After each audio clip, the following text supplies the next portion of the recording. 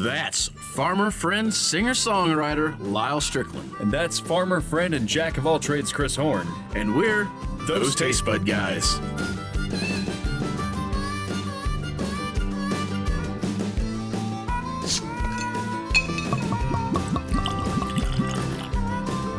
Shape of the bottle, you like just wiping down. Patreon, folks. Patreon. No, I want to give him a good show. I like this one. What'd you do? Oh. We're out of practice. It's been a moment. Yeah. We're still working on cameras. We're still working on the place. And I don't think there's anything on the camera that looks different, is there?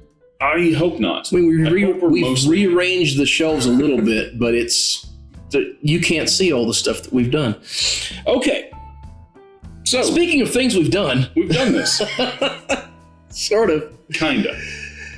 So we've done this one. The Añejo.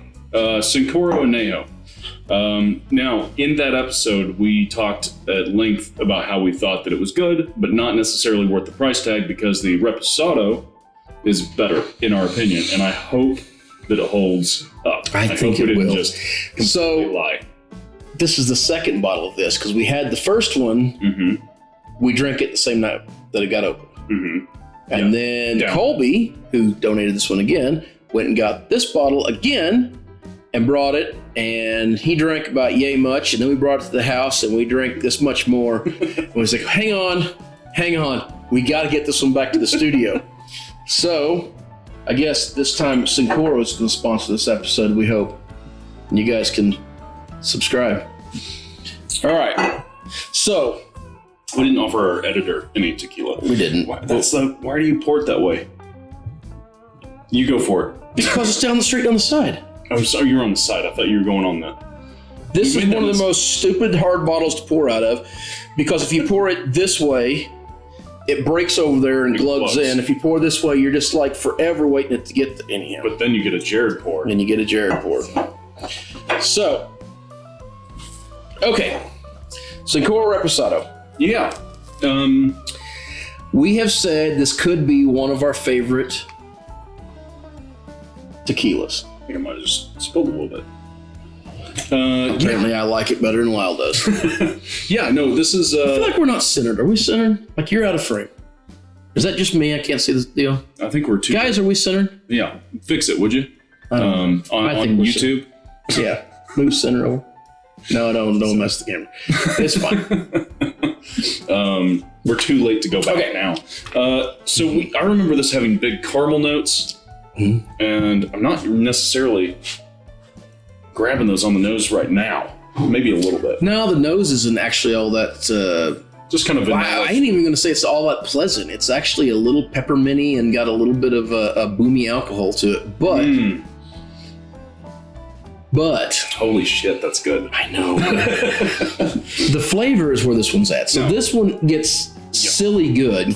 And I know, as we said before, we're going to get run through the ringer because everybody's going to scream about it's got additives or whatever. I don't care, man. So every now and then, most of the times I would say, most of the time I want a tequila to taste like a strong tequila. Sometimes I want a sweet tequila. And last night I was in the mood for a sweet tequila, and had this been here, this is exactly where I would have gone. Well, while I agree it is sweet, the thing that I like about this one is it still has a lot of heat to it. It still jumps back, and it's got that minty, big notes to it. And then you still got the beautiful sweetness all the way through, and the big vanilla all the way through, and all the hints of caramel are there. And you got all that niceness and the oak, and to me, the Añejo has too much wood in it. It takes away from that caramel sweetness. That's what she said. All in all, I agree, though. You're also talking, what, $40-$50 lower for the bottle? This one runs anywhere from, at one point we seen them down to like $85, but the $90-$95 is what we seem to be finding most of the time. Yeah, and the Añejo's running $130, $140. I think, it was somewhere in that neighborhood, $130, $140. I think at the price tag of the Añejo, I think you can find better tequilas, or at least maybe better buys. Not saying it's not good. It is good. This, for this price tag, it hits a sweet spot for me. Just all around fantastic. So, you got anything else? Yeah. What? This is our one opportunity to try them back to back because there ain't much left with either one of them. Shit. All right. Slightly longer Bonus. Well, we don't have much. Somebody didn't wash all the glasses. Here. Didn't wash the glasses. One of us gets to drink out of the 110-year-old. Hell, tell that story. What is this? It's a whiskey glass from someplace in St. Joseph, right? I don't know. I don't know. Rick gave this to us. He told us the story. It's a super cool story, but I didn't listen to him. Yeah, but it's like 100 years old or something. Yeah, which seemed like a great place to break it down here. Normally, we would just share a glass, but since we keep alternating back and forth between being sick, I guess not. Not the Rona. Not the Rona, no. Just colds. Okay, so let's finish up on the Reposado real quick, and then we'll, for those that are interested, we absolutely love it. I know we didn't go into great detail on it, but if you guys have had watched several of our episodes before, it's got a lot of the fine tasting notes. So that the 1942 is the one we keep going back to. Yeah. This is one that I'm torn between whether I like this one, the 42, better finally. Yeah. I guess I'd need to have them back to back. In my head, this might be better. I'm not sure. I haven't had 42 in quite Especially a while. since 42's jumped up to like $140, $50 a bottle now. I would put this near Tequila Ocho's, the Reposado that we had on the show, which was aged in a rum and cognac barrel. I feel like that was a little hotter. Maybe. It had more vanilla tones, but it was also a barrel select. It was $180. So, yeah, whatever. This is a fantastic buy. Okay. Anyhow, all right. So if back. anybody was curious about comparing the two Cincoros, I guess that's what we're getting ready to do. Oh, well, the nose on the Añejo's kind of fishy smelling. Yeah, a little bit. That's weird. It's fine. It's weird. It's flatter, staler kind of smelling than. And we recognize that there's a lot of air in these bottles. Well, I don't mean stale from like the tequila's gone bad. These ain't been empty that long. Yeah. But I mean, it's just kind of, it's got a weird. To me, the oakiness in the Añejo has more of a bitter quotient that I'm not super thrilled with. The Reposado smells like the sweetness of outdoors after a rain. The Añejo's like the smell of a log that's been out in the rain.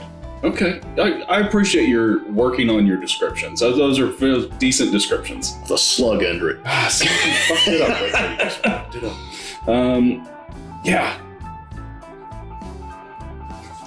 That Repo is so approachable.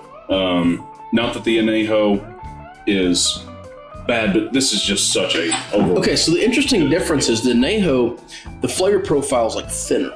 Mm-hmm. It's like the Reposado is like on the sides, big. It's like all these notes chipping, and where the Añejo is like straight down the middle of my tongue. It's really light and then hot. Yeah, maybe a little butterscotch note in there as well. At least for me. Yeah, all in all, you're not going to be disappointed with either of these. They look fucking cool on the shelf. So if you got the dough, just buy both bottles. You're not going to be disappointed. But if you are trying to decide between the two, we recommend the Reposado. So, Reposado. Anything else to say about this? They're both good. This is a little smoother. This one, the Añejo, is a little smoother, but I don't think the flavor is nearly as good as the Reposado. So. Right there with you. Until next time. Whether it's all the tequilas you're trying, The food you're eating, clothes you're wearing, or the people you're meeting, grab a buddy and try something new. that was weak. We're doing it.